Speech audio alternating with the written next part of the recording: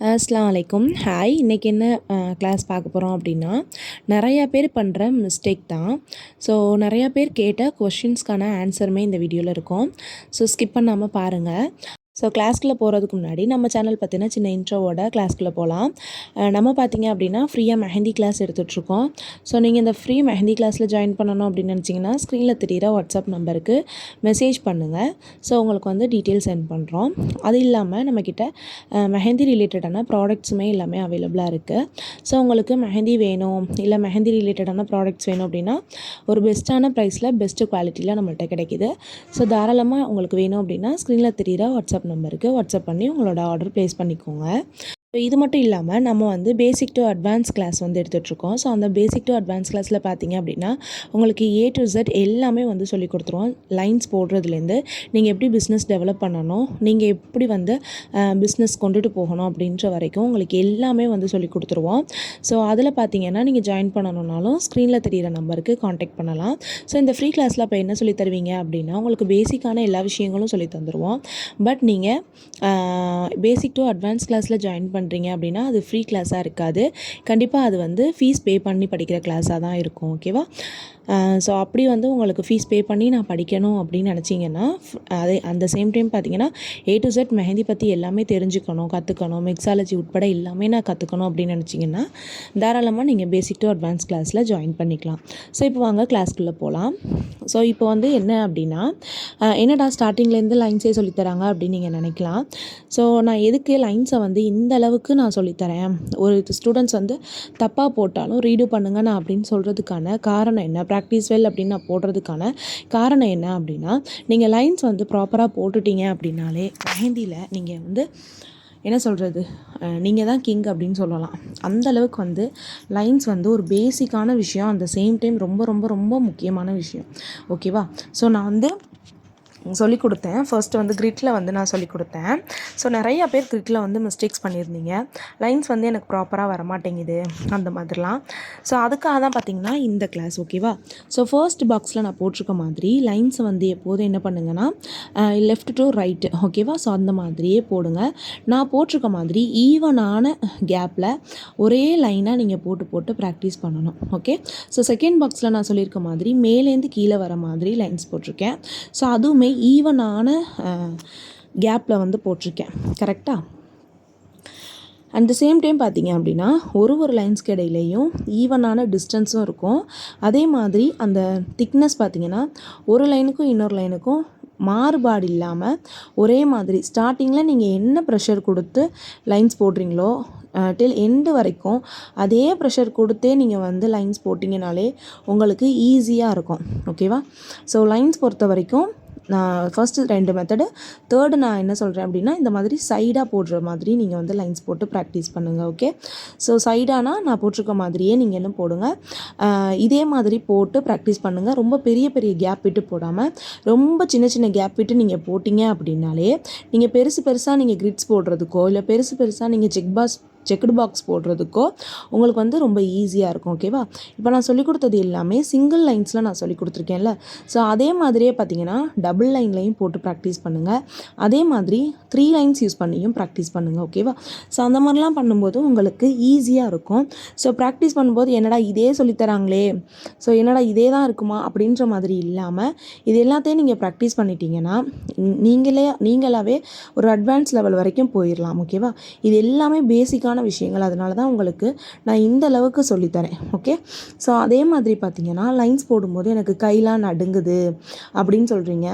நான் சொல்கிற மாதிரியே நீங்கள் ப்ராக்டிஸ் பண்ணிங்கன்னா உங்களுக்கு கை நடுங்காது.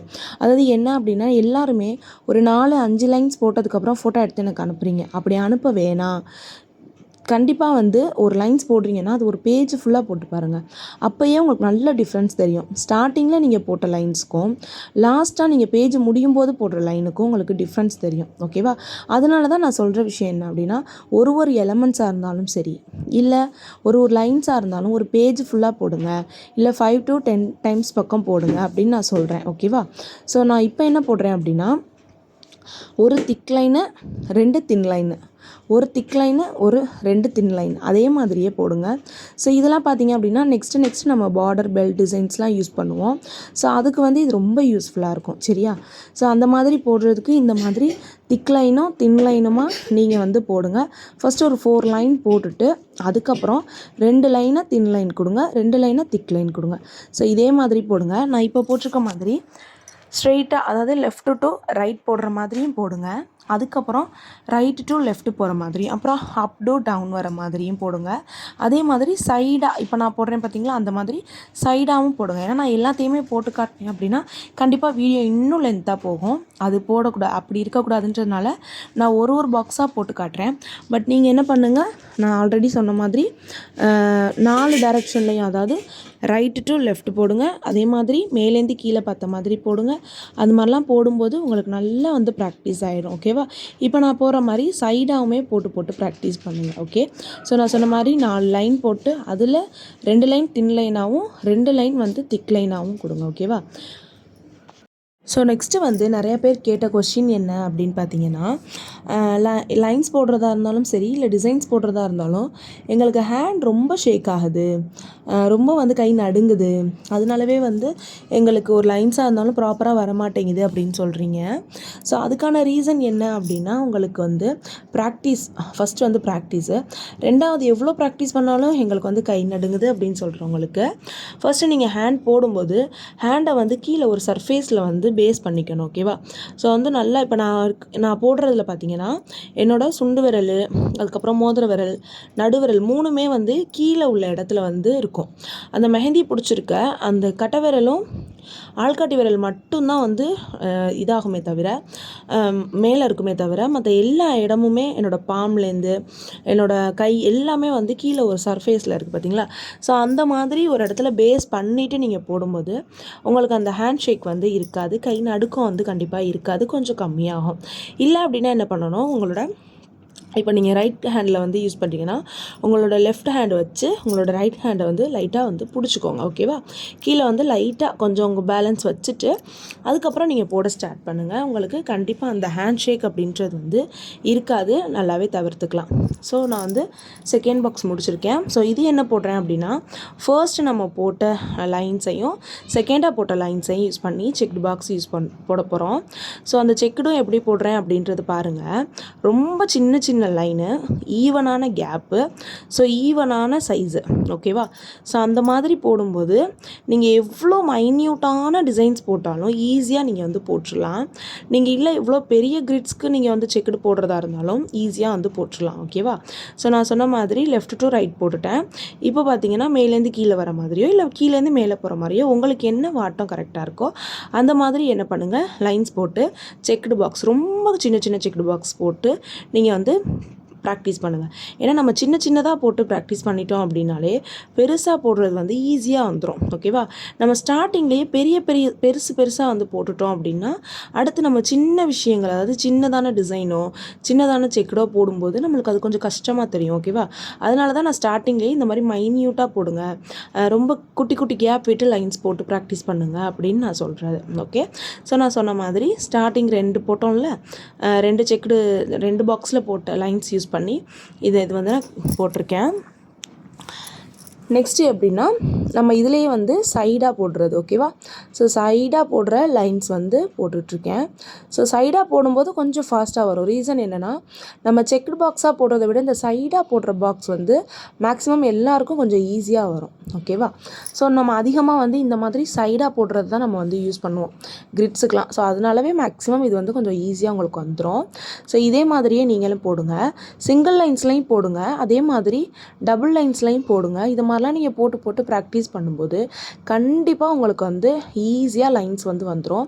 நிறையா பேர் கேட்குற கொஸ்டின்ஸும் என்ன அப்படின்னா, நான் வந்து மெஹந்தி போடுறேன், ஒரு பேஜ் பார்த்து நான் போடுறேன் அப்படின்னா எனக்கு அந்த பேஜில் நீட்டாக இருக்குது, பட் நான் போடும்போது நீட்டாக வரல அப்படின்னு கேட்குறீங்க. காரணம் எப்படின்னா, நம்ம சின்ன விஷயத்துலையும் மிஸ்டேக் பண்ணுவோம்.